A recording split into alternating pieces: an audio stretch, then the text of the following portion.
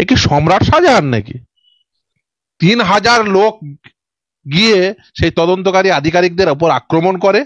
এই যে রাজ্যে একজন তৃণমূল কংগ্রেসের নেতা, জেলা পরিষদের নির্বাচিত সদস্য, যাকে তৃণমূল কংগ্রেস টিকিট দিয়েছে, ভাবুন তাকে ধরতে সিট গঠন করতে হচ্ছে।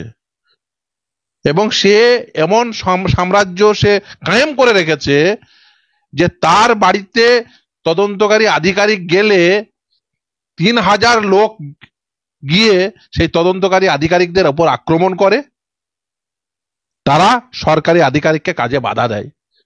এ কি সম্রাট শাহজাহান নাকি? মানে তৃণমূল কংগ্রেসের ভিত্তি এখন ওই বোম ছোড়া শওকত, জগ ছোড়া আরাবুল আর সাম্রাজ্য চালানো সম্রাট শাহজাহান। এই হচ্ছে তৃণমূল কংগ্রেসের ভিত্তি। বোঝাই যাচ্ছে তৃণমূল কংগ্রেস নামক এই রাজনৈতিক দলটি আর ওই রাজনৈতিক দল নেই, এটা একেবারে দুষ্কৃতীদের দলে পরিণত হয়েছে। এই দুর্নীতিগ্রস্ত আর দুষ্কৃতীদের নিয়ে তৃণমূল কংগ্রেস তৈরি। আপনি দেখবেন এই দলের সম্পদকে জেলে বসে থাকা পার্থ, জেলে বসে থাকা মানিক, জেল থেকে ফিরে আসা কুণাল, জেল থেকে ফিরে আসা মদন আর ছুটে বেড়ানো শাহজাহান, এরা হচ্ছে দলের সম্পদ। তৃণমূল কংগ্রেসের এরা এক একটা সম্পদ। আর মমতা বন্দ্যোপাধ্যায় এই সম্পদদের নিয়ে উনি বলেন গুন্ডাদের থানা থেকে ছাড়িয়ে দিয়েছে, আমি তো গুন্ডা কন্ট্রোল করি। এই গুন্ডারা এখন আনকন্ট্রোল হয়ে গেছে, মমতা ব্যানার্জির কন্ট্রোলে আর নেই। আর সামনে মমতা ব্যানার্জি বুঝতে পারছেন ওর জনসমর্থন আর ওর সঙ্গে নেই, ওদের বিরুদ্ধে কথা বলছে। যেমন সাধারণ মানুষ, রাজ্যের প্রতিটি মানুষই তাদের তো খুনি। রাজ্যের প্রতিটি মানুষ এখন মমতা বন্দ্যোপাধ্যায়ের বিরুদ্ধে কথা বলে।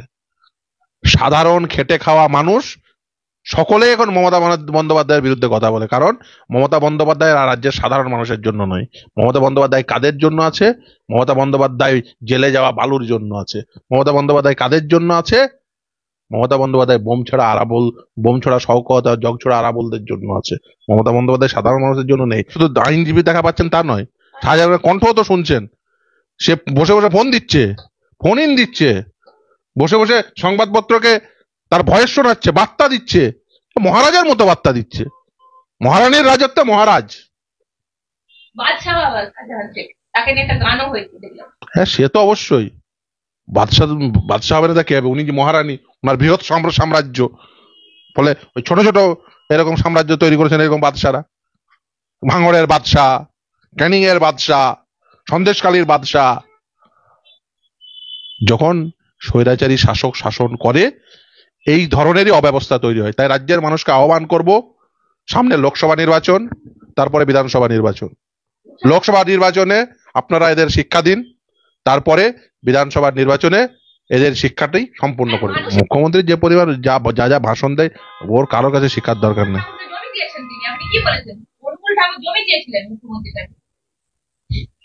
অনেক কিছু শুনবো। দেখুন, এই রাজ্যে মমতা বন্দ্যোপাধ্যায় ক্ষমতায় আসার পরে আপনি একটা প্রকল্প দেখাতে পারবেন যে প্রকল্পের উদ্বোধন করছে মমতা বন্দ্যোপাধ্যায়? হাতে একটা কাঁচি নিয়ে তিনি ফিতে কাটছেন, একটা ছবি আপনি এখন গুগল করুন, আমাকে একটা দেখান। আমি রাজ্যের প্রতিটি তৃণমূল কংগ্রেস কর্মীকে বলছি যে আপনারা আগামী 24 ঘন্টার মধ্যে মমতা বন্দ্যোপাধ্যায় এরকম একটা ছবি দেখাতে পারেন, কমেন্ট বক্সেই পাঠাবেন যে মমতা বন্দ্যোপাধ্যায় একটা প্রকল্পের উদ্বোধন করছে 2011 সালে ক্ষমতায় আসার পর থেকে আজকে 2024 সালে। আরে কল কারখানা, একটা চাল কল উদ্বোধন করে আসেনি। ওর আমলে একটা চাল কল হয়নি মমতা বন্দ্যোপাধ্যায়ের আমলে। ওর চাল কল হতে গেলে তো ও প্রথমে একটা ইট যেই ফেলবে, ওর তো 4টে ভাই এসে দাঁড়িয়ে পড়বে, তৃণমূল কংগ্রেস 4টে হাত পেতে, টাকা দাও। তো তোলাবাজের দল। এরা যে কোনো শিল্পপতি শিল্প স্থাপন করবে, ওই দমদম এয়ারপোর্টে যেই নামলো হাত পেতে দাঁড়িয়ে পড়বে 6 জন। ও বলবে আমাকে দাও, ও বলবে আমাকে দাও। আর তার সঙ্গে তো আছেই ভাইপো, বিকাশ তোলাবাজ। সে বলবে আমাকে সব থেকে বেশি দিয়ে যাও। কি করে? সে বলছে আমি দিয়ে দিচ্ছি বার্ধক্য ভাতা, আমি প্রকল্প চালাবো। তুই কত বড় বাদশাহ হে? তোমার সোর্স অফ ইনকাম কি? আমি জিজ্ঞাসা করছি তোমার সোর্স অফ ইনকাম কি, কোথা থেকে দিচ্ছ? তুমি নিজে ইনকাম করে দিচ্ছ, ব্যবসা করছো, পেশা করছো, না হাত দেখছো বাড়িতে বসে বসে? এমপি তো কি বলছেন, এমপি এমপি তৃণমূল কংগ্রেসের সর্বভারতীয় তৃণমূল কংগ্রেসের সাধারণ সম্পাদক। ও কি প্রথম এমপি হলো? মানে আমার দেশের কি ওকে, ও কি ওয়ান অ্যান্ড অনলি এমপি? আর এমপি নেই? আর এমপি নেই? তারা ক টাকা বেতন পায় কেউ জানে না? আমার চেম্বারের বাইরে প্রতিদিন বসে থাকবেন, ও 2-4টে করে প্রাক্তন এমপি পেয়ে যাবেন। প্রতিদিন বসে থাকবেন, আপনি তো দেখেন প্রতিদিন 2-4টে করে প্রাক্তন এমপি পেয়ে যাবেন। কত টাকা বেতন, কি তাদের লাইফস্টাইল জেনে নেবেন, জেনে নেবেন, জেনে নেবেন, জেনে নেবেন তাদের কাছ থেকে।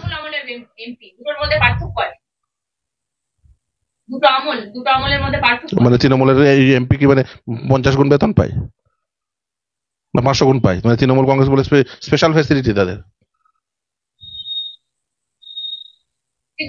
একটা জিনিস বলছি, একটা আইএসএফের ওই ভিক্টোরিয়া হাউসের কাছে মিছিল, আপনি আইনজীবী হিসেবে লড়াই করছেন রীতিমতো, ওই ভিক্টোরিয়া হাউসের কাছে কি এত জিনিস আছে বলুন তো? ওই ওই একই গন্ধে সবাই ছুটে যায়, দেখা গেল তৃণমূল কংগ্রেস, তা তৃণমূল কংগ্রেস করে আমাদের কেউ করতে হবে, বিজেপি করে নিল, বিজেপি করছে, তৃণমূল কংগ্রেস করছে, আবার আইএসএফ কেউ করতে হবে, মানে কি মধু আছে ওখানে?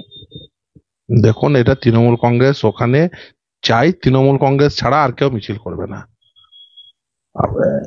মামলাটি এখনো পর্যন্ত বিচারাধীন, আমি মন্তব্য করবো না মামলা নিয়ে।